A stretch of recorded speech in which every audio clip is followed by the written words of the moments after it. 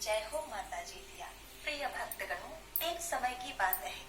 समस्त शिवगण कैलाश पर्वत पर स्थित शिव जी और माता पार्वती के पास आते हैं और उन्हें प्रणाम करके पूछने लगते हैं कि हे भोलेनाथ, हे माता पार्वती, आज हम आपके पास इसके करने से क्या फल प्राप्त होता है। आज हमने पृथ्वी लोक पर विचरण करते समय एक आश्चर्यजनक घटना देखा कि एक बूढ़ी स्त्री अपने गोद में अपने जवान पुत्र की मृत शरीर को लेकर विलाप कर रही थी।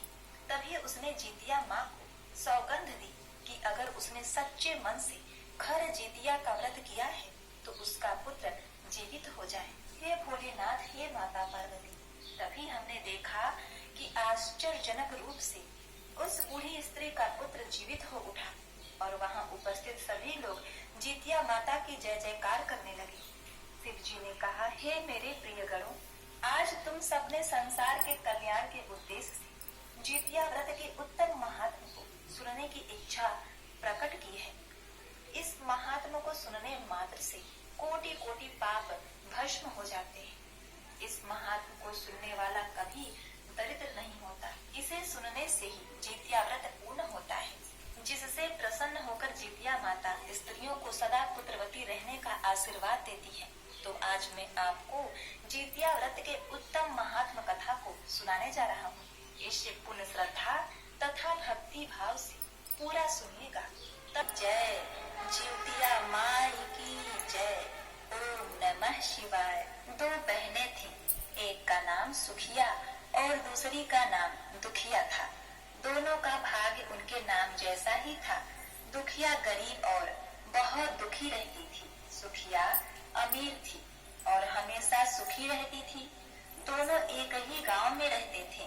दुखिया सुखिया के घर में काम करती थी, साफ सफाई करती थी, खाना बनाती थी और जो खाना बच जाता था वह खाना सुखिया दुखिया को दे देती थी। इसी तरह दुखिया का घर चलता था।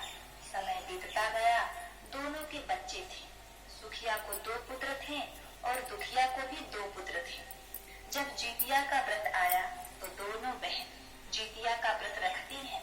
अब देखिए, दुखिया सुखिया के घर में काम करती थी।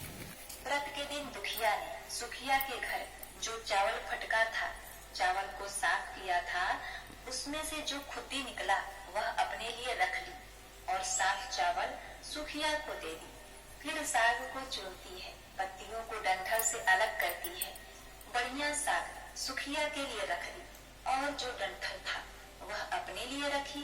अब दुखिया ने सुखिया के घर सारा खाना बना दिया और अपने घर चावल की खुद्दी और साग की डंठल लेकर गई बनाने के लिए। खुद्दी का चावल और साग की डंठल बनाकर वह खाना अपने बच्चों को खिलाई और खुद भी खाई। उसके बाद दुखिया सोने चली गई।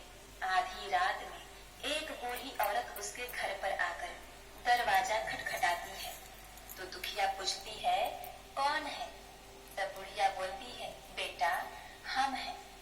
दुखिया ने उठकर फाटक खोला और पूछती है, अम्मा आपको क्या चाहिए? इतनी रात में आप यहाँ किस लिए आई हैं? बूढ़ी बोलती है, बेटा मुझे बहुत भूख लगी है, कुछ खाने को दे दो। दुखिया उसे घर के अंदर ले आती है और कहती है, हम लोग बहुत गरीब हैं।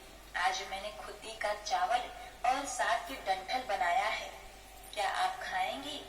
तो बुढ़िया माई कहती है, हाँ क्यों नहीं खाएंगे, हमें बहुत भूख लगी है, हम वही खा लेंगे।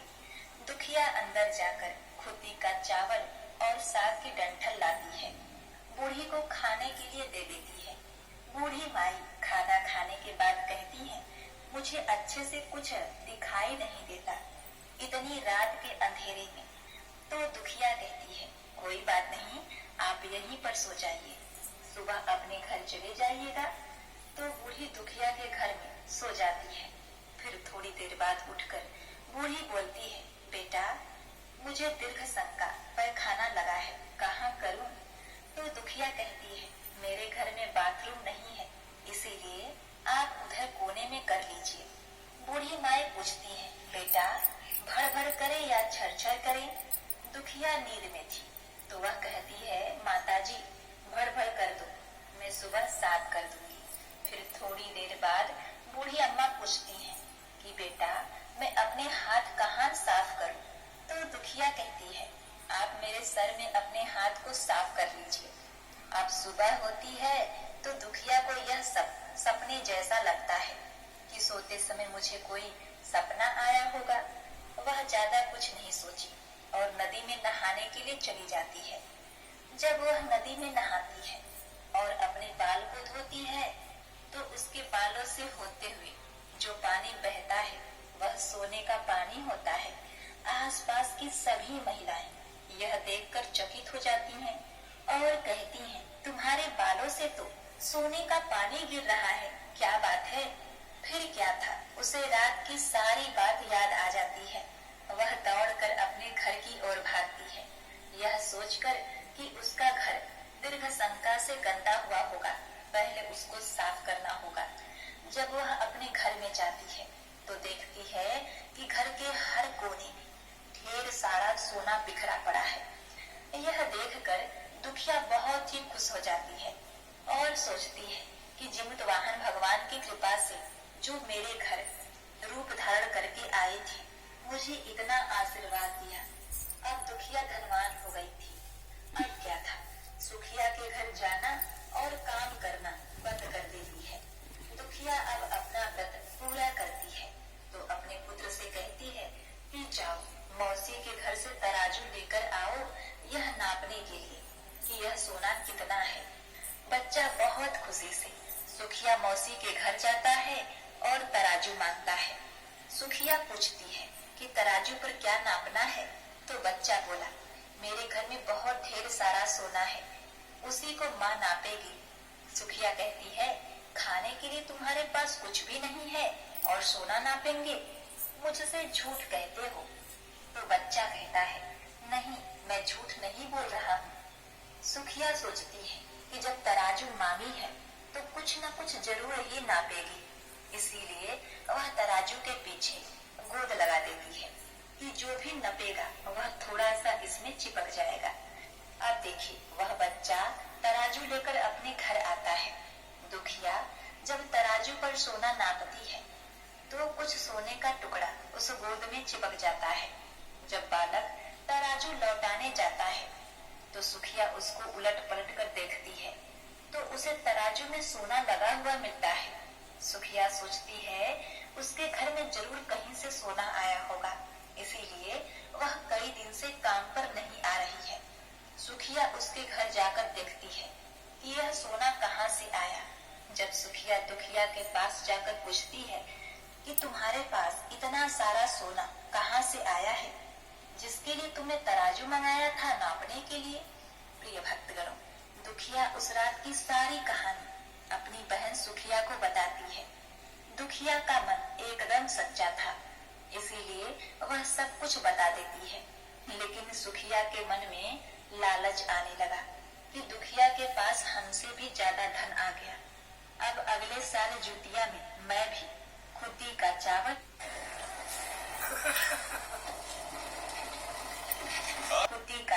और डंठल की साग बनाऊंगी। फिर अगले साल जुतिया का व्रत दोनों बहन ने रखा। सुखिया के पास हर तरह का सुख था और धन भी था, फिर भी वह जितिया के दिन चावल फटक कर साफ चावल फेंक देती है और खुदी अपने पास रख लेती है। साग को तोड़कर पतिया फेंक दी और डंठल अपने पास रख ली और वही बनाई। पूजा पाठ करके सोने चली गई। फिर आधी रात आई और दरवाजा खटखटाती है। सुखिया उनका इंतजार तो कर ही रही थी। वह तुरंत दरवाजा खोलकर बूढ़ी अम्मा को अपने घर के अंदर ले आती है। बूढ़ी अम्मा बोली कि मुझे बहुत भूख लगी है, कुछ खाने को दे दो। मैंने खुदी का चावल और डंठल का साग बनाया है। बूढ़ी बोलती है कोई बात नहीं, मैं खा लूंगी। तो सुखिया परोस लेती है। वह खाना खाने के लिए और सोने चली जाती है। बूढ़ी बोलती है मैं घर नहीं जा सकती, मुझे दिखाई नहीं देता। तो सुखिया कहती है कोई बात नहीं, आप यहीं पर सो जाओ। थोड़ी देर बाद बूढ़ी अम्मा बोलती है मुझे दीर्घ शंका पैखाना लगा है, कहाँ करूं? तो सुखिया कहती है बूढ़ी अम्मा पूछती है, भड़बड़ करे या छर छर। इस पर सुखिया को याद नहीं आता है कि दुखिया ने क्या बोला था। तो सुखिया बोली, माँ छर छर कर दीजिए। फिर बूढ़ी पूछती है, बेटा मैं अपने हाथ कहाँ साफ करूं? सुखिया कहती है, मेरे सर में साफ कर लीजिए।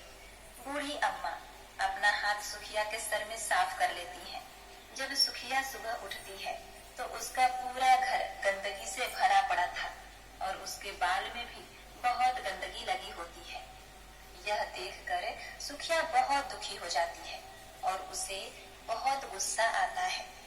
वह अपनी बहन दुखिया को बुलाती है और उसको गुस्सा करती है कि तुमने हमसे झूठ कहा और मेरा पूरा घर गंदा करवा दिया। तो दुखिया पूछती है कि तुमने क्या कहा था, भड़बड़ या छर छर? तो सुखिया कहती है, मैं तो छर छर बोली। तो दुखिया कहती है, यही पर तो तुमने गलती कर दी और तुम्हारे पास तो सब कुछ था, किसी चीज की कमी नहीं थी, फिर भी तुमने लालच किया। मेरे पास तो कुछ भी नहीं था, तुम्हारे पास तो सब कुछ था। तुम्हारे घर जीवित वाहन भगवान भेष बदल कर आए, लेकिन फिर भी तुमने उन्हें अच्छा खाना नहीं परोसा। मेरे पास तो कुछ भी नहीं था, इसीलिए मैं उन्हें खुदी का चावल और साग किया। सब कुछ रहते हुए भी तुमने साग और भात खिलाया। तुम्हारे पास सब कुछ होते हुए भी तुम्हें लालच नहीं करना चाहिए था, इसीलिए तुम्हारे साथ बुरा हुआ है। अब क्या था, सुखिया को अपनी गलती का पछतावा हुआ और वह दुखी मन से अपने घर चली गई। जैसा उसने किया वैसा उसने फल पाया। प्रेम से बोली, जय हो जुतिया माँ। हे जुइत वाहन भगवान, जिस प्रकार आपने दुखिया को दिया उस प्रकार सबको देना। जिस प्रकार आपने सुखिया को दिया वैसा किसी को मत देना। कहानी कहने वाले, सुनने वाले तथा हुंकार भरने वाले को पुत्र, धन तथा सुख शांति प्रदान करना। जय जीवित वाहन भगवान। प्रिय भक्तगणों, इस कथा को बड़ी श्रद्धा